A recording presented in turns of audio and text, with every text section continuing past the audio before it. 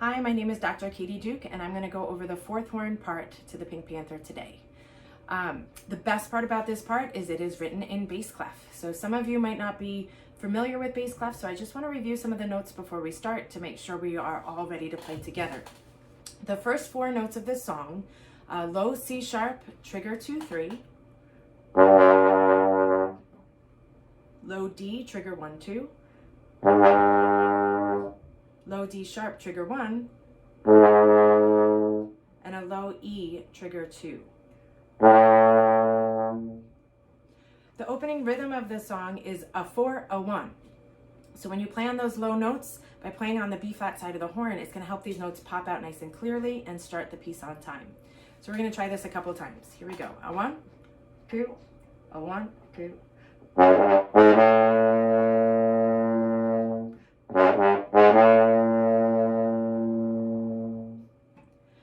Those couple of notes, they come back a lot throughout this piece, so they're important to know those first four notes and how to play them. As we go to the end of the first line, the notes change just a little bit. Here we have a low E flat, trigger 1, low D, trigger 1-2, low D flat, trigger 2-3, and then we end on a low C, and for the first time you're going to take your trigger off and play that low C on an open note. The rhythm here is the same as the beginning. You just have to watch out that the fingerings change a little bit. 1, 2, a 1, 2.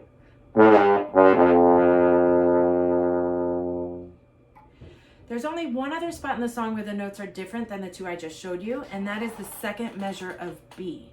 So if you jump to there and go to that same rhythm, we start on a low D, trigger 1-2, to a low D sharp, trigger 1, low E, trigger 2, to a low F, trigger open. A 1, 2, a 1, 2.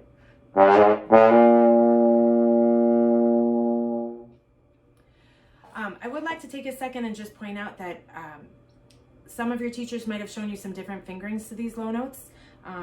Some people might play some of them on the F horn. All of those notes are fine, but I would say that I would play these and perform for this piece everything on the B flat when I can, because those notes will pop out a little bit easier with an easier ability to tongue and make the notes nice and clear and that jazzy style that goes to this Pink Panther song.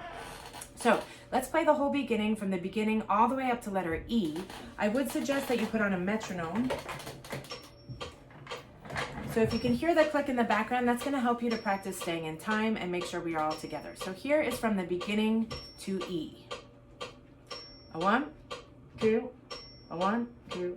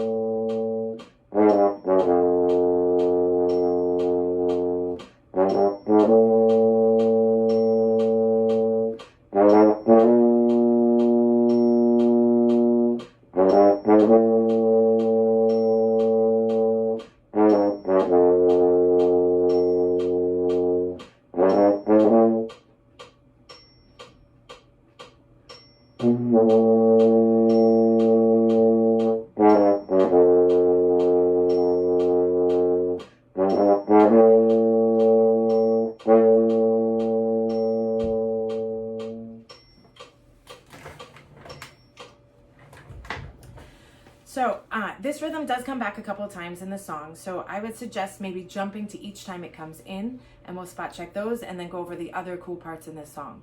The next time we hear this rhythm is pick up to H, so we're going to play from H all the way up until letter I. 1, 2, a 1, 2.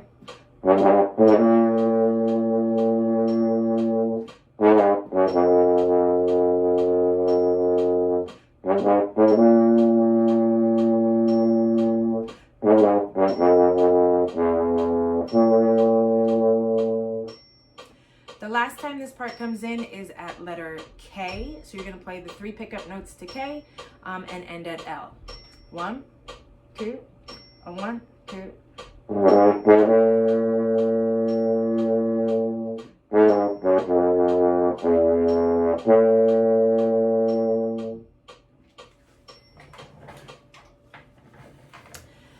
So the next couple parts that I want to go over, they don't look quite as exciting and fun as what we just played, but when you put it together, they're some of my favorite things to play. The first section is from E to H. Here we have just held notes. We're on a low E, so I'm going to figure that trigger 2. And what's important is to make sure you just start each note clearly and in time.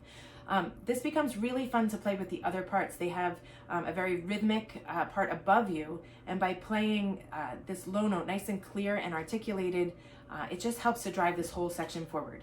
So let's play from E to H. I'm going to put the metronome on, and you're just trying to stay along with me, making sure each note starts with a good tongue at the beginning of each measure. 1, 2, letter E, 2, ready.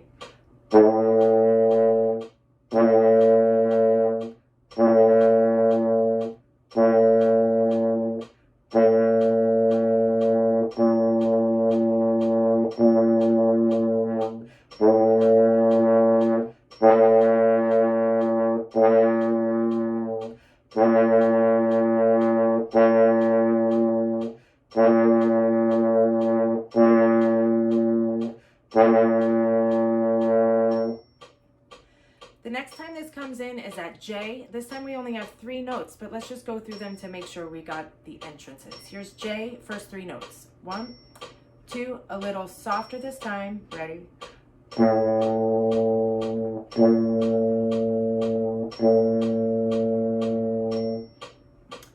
Now I'm going to leave the metronome running for just a second because I want to go to letter I, and the same thing comes back at M, but we're going to practice this at I. We have these 2 letter B's. One is in the high octave and one in the low octave. If you can do it, play the low octave. It's fingered middle finger, and with the metronome on, you can hear 1, 2, and. So 1, 2, and. And you're trying to punch that note out a little bit with a good tongue. Ready? 1, 2, 3, 4, 1. Okay, so sometimes that note is a little tricky to get out, so you might want to practice getting that articulation and notes to pop out to make sure you're not late. The same thing happens at M, so we'll just try it there. 1, 2, 3, 4. So you can see as you go through it and you warm up on it, you might be able to get that attack to come out a little more clear. As you get, I'm going to turn off the metronome for a second. Now, and as you get to the next parts, the third measure of I, you have just half notes. So these you're just reading nice and clearly, trying to stay in time, soft and in the background. The same thing at letter L, but I want to try it at letter L because again, you have that choice of playing in the upper octave or the lower octave for the low B. If you can do it, go for the low notes. The low B is, again, fingered just middle finger. The C is just middle finger, and then you're going to switch to the B flat for the C sharp trigger 2, 3. That note will pop out a little more clear. Here we go. Let's just try L to M on low notes. If you can't get those out, you can play along with me on the upper octave. 1, 2, 1, 2, ready.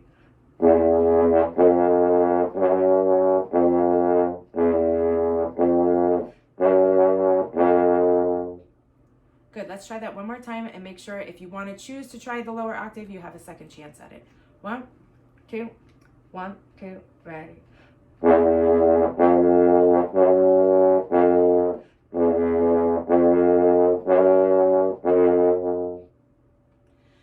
The last thing to go over before we run through the song would be the last line of music.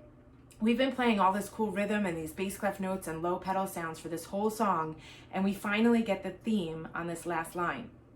From the E, G, E flat, D. Here I would play the low E trigger 2, to G open, and then you get to the E flat and D. Here you can really choose what you want to do. You could play middle finger for the E flat to D, how you would normally play it, or you could play it trigger 1, 2 to D, 1 and 2. But the goal is to try and get, each time you play it, very clear on the syncopated part and then that little bit of forte piano, and hold that D nicely in tune. If you choose trigger 1, 2, you just want to listen and make sure you play that pitch in tune. It might be a little sharp. If you just trigger, it might be a little hard to get the articulations clear. So you're going to choose what's best for your horn. I'm going to just try and play it a couple times and see if you can play with me. Here is measure 46, just a few times, see if you can jump in. 1, 2, 1, 2, ready. Try it again. 2, ready. Last time. 2, ready.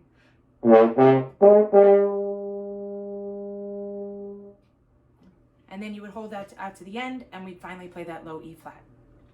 So I think we've gone through all of the pieces. So what I'd like to do to end today, we're going to run it from top to bottom. See if you can stay with me. I'm going to put that metronome back on. Good luck.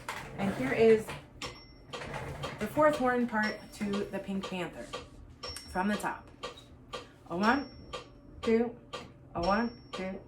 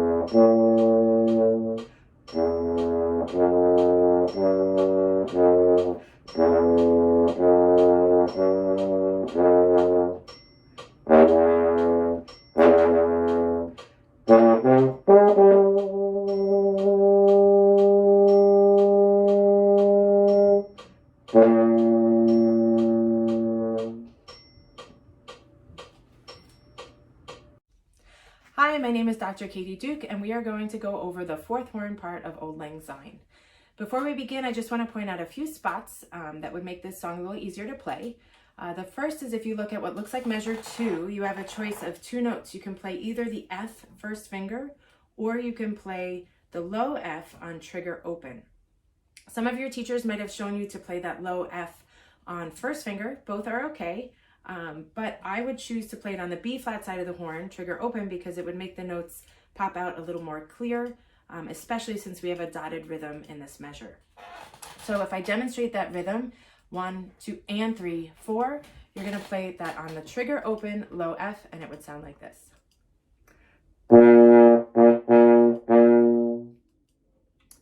Other than that, there's not too many tricky things. That rhythm just repeats throughout the song, but I would like to point out a few times the notes change.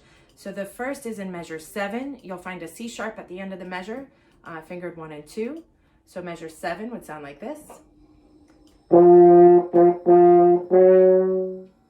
As we go on to measure 8, you have a D, B flat, and then ending on C. So you're keeping that first finger down and then just opening up at the end of the measure.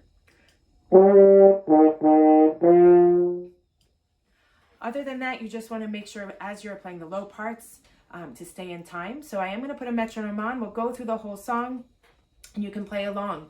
When you go into the full recording, you would end up playing this 2 times through when you play with the full ensemble. But for right now, we're just going to play it top to bottom 1 time. Here is the 4th part of Auld Lang Syne. 1, 2, 1.